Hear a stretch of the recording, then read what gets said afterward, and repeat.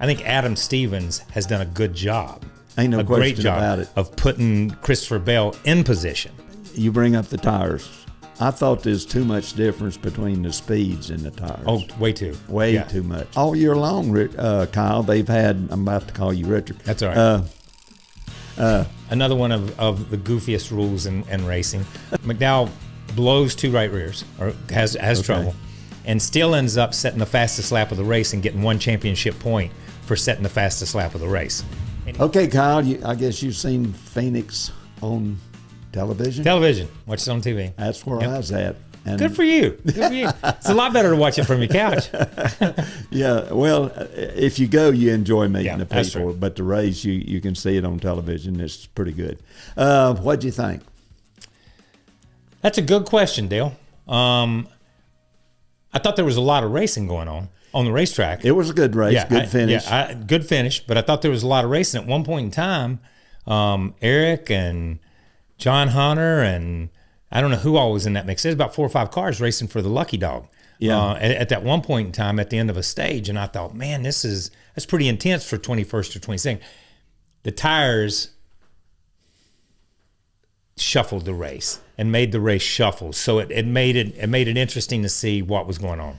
Well, you bring up the tires. I thought there's too much difference between the speeds in the tires. Oh, way too. Way too much. Yeah. And we never did find out for sure how good the soft tire was because the 60 car was in command of the race, and then when the 54 car broke a rotor, I'm assuming, and caused that caution, if you had new tires, you was in good shape. You know what I mean? You know, Joey run his the longest. What do you run him? 60-some laps? 70 I'm not sure. I think he run him the longest because don't you remember he caught up, went out there and led the race because he was off cycle because he made a mistake. Yeah. So he had to make it up. So they had to use their tires. So, but he caught up and he drove away at the end of, was that stage 2? At stage 2, but he got out about a second and a half in front of Christopher Bell. And then he just maintained. And then when the tires gave up, when the tires gave up with about 10 laps to go, then Christopher drove back past him and won the stage. So the point is, those tires, the soft tires would run 55 laps, maybe 60 laps, somewhere in that range. I don't remember exactly. But we're not sure, Kyle, because the track could have changed. Should have had more rubber. Rubbered up. And people don't take that into account because at the first of the race, when Priest came up through there, man, he looked like a superhero because he came from 30th or 33rd all the way to the top 3. But the racetrack was green, so it was eating tires. It was chewing up some stuff. So when Joey had them on, and later in the day, when everybody put them on, you couldn't tell the difference between anything. It was just the same. Yeah, once everybody goes to them, the 2 or 3 cars, it was out of tires. Tires, yeah. Oh, yeah. But, and the 22 car, Logano, he made a mistake and had to go to him early. Yeah. And the ones that went to him early, I didn't understand why the 60 car went that early. Is he the first one? Yeah, he was the first one. He was the very first one of the day to put him on. And I didn't understand why he put him on at that point in time, but everybody went to school off him. Everybody on pit road watched him to see what happened. It went, but all year long, Kyle, they've had, I'm about to call you Richard. That's all right. They've had good races. Yeah. And they've had just 2 winners in 4 races. Yeah. And if you remember, the 20 car was up front when he got turned late in the race at Daytona. Yeah. I'll give you that. I'll give you that the 20 car was up front when he got turned at Daytona. I'll give you that he wasn't in the picture a couple of times. At Atlanta, he was never in the picture until the last lap. So it's the same old thing you and Daddy always said. You know, you lose one that way, you win one that way. And Atlanta, he won that way. He was good. He was good at COTA, but he had better tires at the end of the race too. So he was they had put themselves, and that's why I've said, and you were a crew chief, and you did this with Daddy on 10 million occasions when you would just change 2 or not change any and send him back out there. I think Adam Stevens has done a good job. Ain't no great question job about it. of putting Christopher Bell in position. First, you got to be in position before you can win. And they've put themselves in position, and that's Christopher Bell. That's him driving the race car. So I'm going to give him credit for it because he's driving the wheels off of it right now. But at the same time, that's Adam Stevens. And that pit crew, I don't think they ever lost positions on pit road Sunday. I think they gained almost every time. But when the 54 car broke the rotor, that changed the whole race because it was the 24 car was in the pits. Yep. The 9 had already pitted. Took them out of it. He had to take the lucky dog to get around and all that. So, but listen, and to not to interrupt, but here's all the competition that Christopher Bell had took themselves out of it. The 24 got caught on pit road. The 22 made a mistake on pit road, had to use these tires. The 3 or 4 best cars, or the guys that could contend with him, they took themselves out. But there was 2 things. 2 cars had trouble I didn't understand. Breaking them rotors, Kyle. Yeah. Why did they break them on that kind of track? So I don't know. And I tried to listen to some of the stuff Steve Letarte says on a show that he does inside the race. He does it on NASCAR.com. And I tried to listen to what he said. And he just talked about them being hot and cool. And, you know, you always used to have them when they'd hot and cool, and they'd crack. And then they talked on the broadcast about running different pads. Hard pads on one side, soft pads on another side, different grip levels, because they don't have as many tools, as many adjustments as they used to. So I don't know. And I think a lot of that, and you know how it is, and let's go way back in time when they run drum brakes at Martinsville, and then we went to and then you went to disc brakes. But think about how you had to consciously take your foot off that brake. Oh yeah. And here's what Richard used that by using the right foot. By using the right foot, because your foot was either on the gas or it was on the brake if you just use one foot. But the thing was, you people, and this is one thing that people have a hard time understanding. If I run at that stoplight up there, just right up the road, and run all the way up to it and slam on brakes and then stop, I only use the brakes for about 15 or 20 feet. Yeah. But if I start dragging them all the way back down here at the driveway, I put as much or more heat in them, just dragging them. And that's what happens. Those guys drag the brake trying to turn the car. Trying to turn the car. Trying to turn the car. That to steer the car. Yes. But it was unusual that 2 cars break. Yeah. And of course, the 71 car, McDowell, blowed 2 right rears, and I'm assuming they were the soft tires. Yeah, I'm pretty sure the first one was. I don't know about the second one. Yeah, McDowell, and this is another one of the goofiest rules in racing. NASCAR, McDowell blows 2 right rears, or has trouble, and still ends up setting the fastest lap of the race and getting 1 championship point for setting the fastest lap of the race. And he's not even in the race. You know what I mean? And that's what I'm saying. You should have to lead a lap or do something to get that point. But all in all, it gets back that it was a very and you brought up there's 3 cars running for the lucky dog, and 2 of them happen to be the 42 and the 43 where my heart's at, you know. But I don't know. Our car, the 43 had to go to back the soft tires because he was getting outrun. Yeah. And then when it come down to needing tires, he is out of tires. And that happened to several of them. Several of them. But the thing was, and there were a couple of cars. I will have to say there were a couple of cars. Suarez, a couple of cars that used the soft tires to get track position. Yeah. But then when they went to the hard tires, they could maintain their track position. And some guys couldn't maintain it. Yeah. Some guys, they still drop. Some guys still drop no matter what. And listen, Daniel and Chastain, those guys, they weren't going to run with the 20 car. Don't get me wrong. But you're just trying to put yourself in the top. Listen, Ty Dillon, they had set themselves up for a top 5 or top 10 finish, and then he had a speeding penalty and still finished 15th, which is a great day for Ty and for that team. But at the same time, without the speeding penalty, they had played the tire game just right for a team that didn't have a shot at winning the race, but had a shot at taking some points. But from what they learned from this race, and then when they go back for the championship race at the end of the season, there'll be 4 cars in it for the championship. I'm glad they're not going to have a tire rule or I'm glad they're not going to have 2 tires. 2 tires. I hope they come back with a soft tire. And this is why. Okay. And let me tell you why. I would like to see them come back with the soft tire because we saw Joey. Okay, so I'm going to throw this one at you and see what you think about this. We saw Joey run the tires and get out there. And when they gave up, he had to start driving and maintaining, and he had to work it because he had to make those tires last as long as everybody else's to a stop. My point is, it's kind of like Bristol a couple of years ago. When the tires give up, you got to have tire management to work them to the full 60 or 65 laps. I'd like to see him run a race out there where the driver had to work tire management, and that came into the equation. Long as they don't go. Long as they don't blister and blow out. That's true. But at one time, Kyle, who was running with two different tire companies, and that wasn't no good. That was terrible. Terrible. Let me ask you a question. And so by the time I came along in cup racing, okay, there was just one. There was Goodyear. Okay, yeah.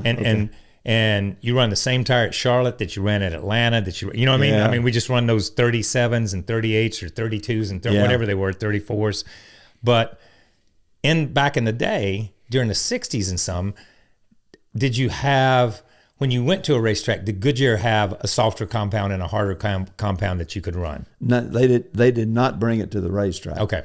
But I know on some occasions, if you had a tire at Rockingham, it would last a little while at Atlanta. Yeah, that's right. And that's right. I used to like to have the best tires on Richard's cars. Yeah, that's exactly right. Talking about no. But that was the game then. That was the game then. But it's like taking a set of Martinsville tires to Charlotte and trying to run 2 laps. Man, you could fly at Charlotte with a set of Martinsville tires. I took a set. I'm just saying, we took a set of Bristol tires and had liners put in the left side and took them to Trenton one time. Oh, that'd be good. That'd be a good one too. You couldn't go too big. You couldn't take a short track tire and go to too big a racetrack because you're going to tear it up. But yeah, and you know about how long this is going to last. Yeah. But I'm repeating myself. But that when Hoosier was in it, and it made Harry Gant and Travis Carter famous, Ward Burton like to tore down every wall in the country when they had those Hoosiers. He could run wide open until those things pop. They're not going to blow out, and you'd hear one go bam. Then there'd be caution during practice, and somebody would go get somebody. Kyle, back in the day, Hickory would turn. It would get so hard. It was a dirt track. Yeah, you could put asphalt tires on it. Yeah. Because it outlasted and outstuck a dirt tire. So I ran, this is crazy, but remember that old, when I started, Daddy bought that old Camaro from Hoss Ellington. Man, I don't know if you remember that thing. Vaguely. But we went down to Fayetteville. Same thing. And sand, dirt track that's sand, got sand in it. Okay. And it would get black. Yeah. So you'd start on a dirt tire until it got packed in, and then you just go to the 44 Goodyears, those real soft Goodyears, man, and you'd run them all night long. But it was asphalt tires. And it was crazy to think you could run an asphalt slick on a dirt racetrack. We ran Hickory one Sunday, 100 mile, and it dried out and got hard. Yeah. We used 22 dirt tires. Oh, no way. I was helping Goodyear. Wow. I was helping Firestone Mountain tires and Richard signaling for tires. Yeah. So we've been through it with tires. So since we're talking about Hickory, or since we're talking about Phoenix, and this weekend's race. Okay. Take me back in time. What is this? 1996. Bobby Hamilton won Phoenix. That's the last century. That's a long time ago. Yeah, but you was there too, old boy. I was just riding around. I know. I was spotting for Bobby, and well as I remember, you was out there about halfway blowed up, and we did not need a caution, and you was trying to stay out there if you could help. If I needed to blow up, I could blow up for you. That's what I'm trying to say. I was there for you. I was wanting to get you off the daggone racetrack and out of the way, and but he wound up winning the race, and that was big for us at that time. But he was good at Phoenix because they'd done a movie out there. Yeah. And he had drove a lot of laps. In Hendricks. In the Hendrick car, yeah. They would come in and change the film in those things and send them back out. Remember him and Greg Sachs? They were 2 or 3 guys. During Days of Thunder, they were filming Days of Thunder. That's what it was. So, man. How big was that win? Because I remember that because that was huge. It was big because I say we. Yeah. Petty's really need to win. And Pontiac did too and all that. But it was big, and I don't even know who ran second. I don't know. But I remember Bobby Hamilton won that race, and I think everybody went to Pinnacle Peaks when it was over with for steaks. That's all I remember. Got a free meal out of it, and I wasn't even working with y'all. Have you ever worked here? No, I hung out down there in those buildings just a little bit. That's another story. I'll ask you. Okay, so we go to Vegas this weekend. Coming off this, and I'm gonna start this way. I'm gonna ask you this question. This is a crazy stat. I'm getting ready to throw a stat on it. So they've been racing since 1949. Cup racing since 1949. Grand National, whatever you want to call it. And I've seen most of it. And you've seen most of them. So during that time, there's only been 14 times that anybody has won 4 races or more in a row. Only 14 times. There's been people that have won 3, and we've been talking about them. And there's only been 4 times that anybody has won 3 of the first 4 races, and especially 3 in a row. And that's, I think, Joe Weatherly or Herb Thomas in 54, Bill Elliott in 92, and Kevin Harvick in 18. They won 3. They didn't win Daytona, but then won the next 3 races in a row or whatever. So how big a deal is it to win 4 in a row and get to that point? Because you were there when Daddy won 4 in a row, won 5 in a row, won 10 in a row. You know what I mean? And we go back, Bobby won like 6 or 7 in a row. Allison, Cale won like 4 in a row. Some of those guys, Mark Martin won 4 in a row. And that was a different time. How can you compare that? How big a deal is it to win 4 in a row right now? All the stats you bring up, I didn't know the other drivers had done that, but the racing is so much different now, Kyle, with the stages and everything. But I'm going to go to 10 in a row. Yeah. You had to have the car had to finish. Yeah. The oils wasn't as good. The wheel bearings wasn't as good. The rear ends, you had to make sure everything was good. And of course, Richard drove, and 2 of those races, some of them was 100-mile races, no matter what. Yeah. But it's still in the record book. Yeah. But it was Martinsville, and ain't nothing hard to win in Martinsville. And on equipment. It's hard on equipment. And Darlington also was in that 10. And I don't know, we just kept, he just kept winning. And I said, how bad is it going to hurt when we do lose one, And we got beat at Buddy Baker, won the race at Charlotte. Yeah. But we'd been in the wall, knocked the right door completely off, and then we blowed the motor. But and then it was on to something else, so you just keep going, but. So, and the reason I ask you about that is if we go back to Vegas last year, to this race last year, Christopher Bell was going to win this race last year. He had this race, and Joey Logano and Paul Wolfe didn't pit for fuel and outfueled him, and just outran him on fuel. Just ran those extra laps. And Christopher was coming, but he just couldn't get there. But he was the best car. So my point is, and you mentioned it earlier, he was in the hunt at Daytona. So he's been in the hunt every race. Obviously, they've put themselves in position, and now they're going to a racetrack that they got pretty good history at. Yeah, and you better not bet the farm against him this week either. That's what I wanted to hear. Since we're going to Vegas, we're not going to bet the farm against. Do you think he can win 4 in a row? I mean, you've been to the races this year. You know what's out there. He's capable of winning the race, but he's got a lot of competition. Yeah. After him. Yeah. And it was a team car that he had to beat. Yeah. And if it went, it was over when they threw the checkered flag and he was there, so we can't speculate anything else. But I don't know, Kyle. You done more research on last year's race than I did. No, listen. I just know. I just remember that he had. I didn't do any research, man. You're talking to Kyle. I didn't do any research. I've just tried to talk to Kyle over the years. I'm just telling you. I remember how good he was out there last year. Yeah. Early in the year, because halfway through the years the Toyotas fell off the face of the earth, and they didn't win anything the second half of the year last year. If we go back to it. But they started the year really, really strong last year. But we hit on, it's going to the gambling city of the world, know. So that's it. Are you going out there? No, I'm gonna be on my couch just pulling for the 42 and the 43. You got any slot machines over at the house? I paid for some, but I didn't get to bring them home. All right, man. Mary's paid for some out there too and didn't get to bring them home. All right. Let's see how it goes.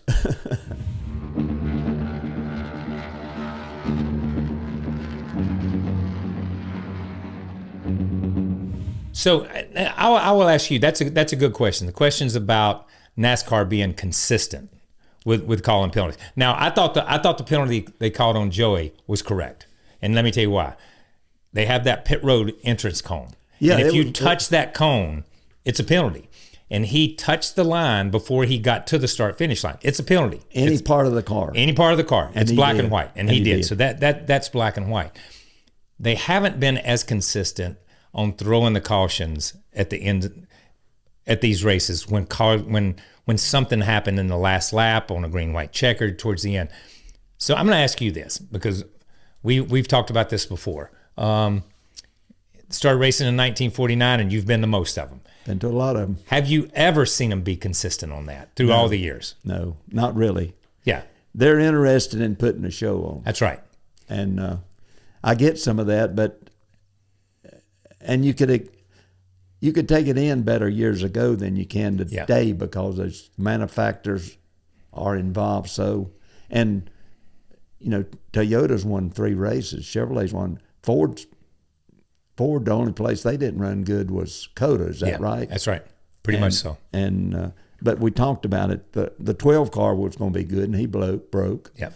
And the 22, like we said before, he eliminated himself. So, but I'd hate to be the one to push the button on the car. That's right. And that is the whole deal for me. Is I don't think they've been consistent. At the same time, I give them a little bit of credit for looking at every time a caution comes out or every time something happens, they look at it as a brand new event. Yeah, they look at it. They don't look at it and say, "Okay, that happened. We got to do a caution. That happened. We got to do this." But ain't none of them happen the same. Yeah, but they're not. They've not happened the same. So it's not all black and white. But my point is, they've never been consistent on that. So there's no reason for us to ask for them to be consistent now. You know what I'm saying? We just wait and see what to expect. Exactly. But let's give them credit on safety, Kyle. Yeah, for sure. For sure. And that's the reason they throw them. That's the reason they have that knee-jerk reaction. The reason we don't race back to the flag. The reason we have a pit road speed. There's so many things that NASCAR has changed to make it safer. And I think that's the way they look at it a lot of times now. They make a call in the interest of safety. You used to help us pit when there was no pit road speed. No pit road speed, baby. Would you ever get mad at me? I got mad at everybody. I get mad at everybody that went behind me. I get mad at you. I get mad at everybody. That's a whole nother story. But let's get another question. Apologize to me. Yeah, that's a whole nother story. We're not going down that.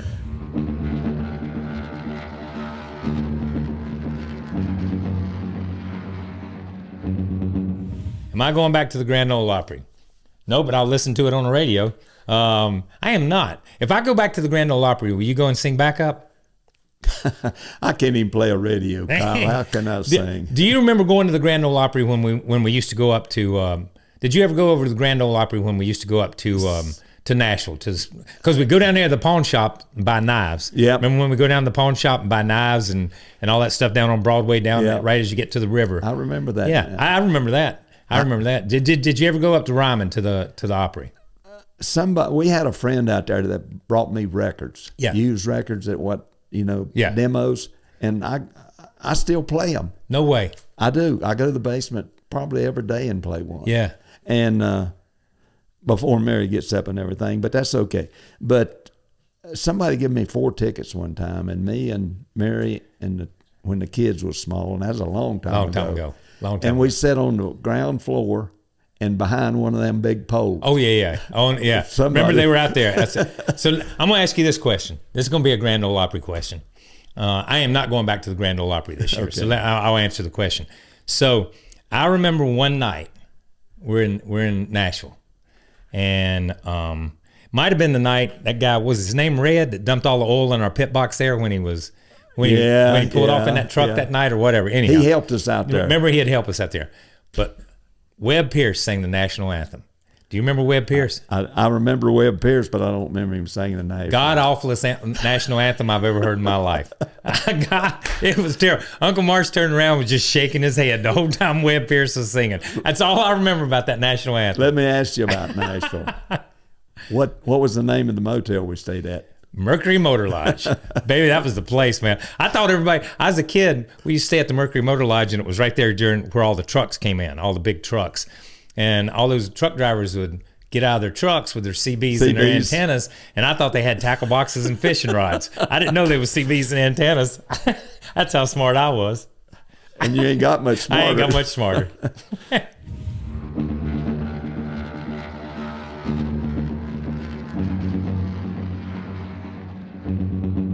Yeah, that's a good question. The question is, which Phoenix do you prefer? The old Phoenix. Remember the big open gate on the back stretch where you just come across there, and that was all dirt down there where they race now. They cut back across there. Remember, because the racetrack went out and come back. They didn't change the racetrack. They just paved that piece right there. And I remember going out there when Mel Kenyon and those guys drove those midgets. Remember the first couple Winston West races we went out there, they had midgets and sprint cars that run Gold Crown or Silver Crown cars. I kind of like the old place. I really kind of like the old place because you had to stay on the racetrack. It's kind of like the road courses now where they pave everything and nobody stays on the road course. They run out there in the runoff area. That's kind of where they race now. You know, Richard was good at everywhere that he raced, and we'd have been better if we had better transmissions in the early days of road racing. But he was good on that type of track. The old type. It had kind of a hump coming off of 2, I believe, where you could put your left front up on it and help you turn. Yep, help you rotate. And then, of course, Rattlesnake Hill, you know, and all the people up there. And you mentioned Pinnacle Pete Steakhouse, you know. That's, we got a lot of fond memories from Phoenix, Kyle. And listen, a lot of good memories. But I like the old. I like the new place, and the new place is good for the fans. The way the stands are on that side, and I hadn't even noticed it, and they were talking about it during the race. The sun never gets on the fans and never gets in their face. And it can be hot out there. You know, it can be hot out there sometimes. So I think that's a cool deal. It's good for the fans. It's turned into a show place. It's where we have the championship race. So I like this racetrack, but I wish we still raced on the old one. We can't have everything, can we, Kyle? We can try. Okay, bud.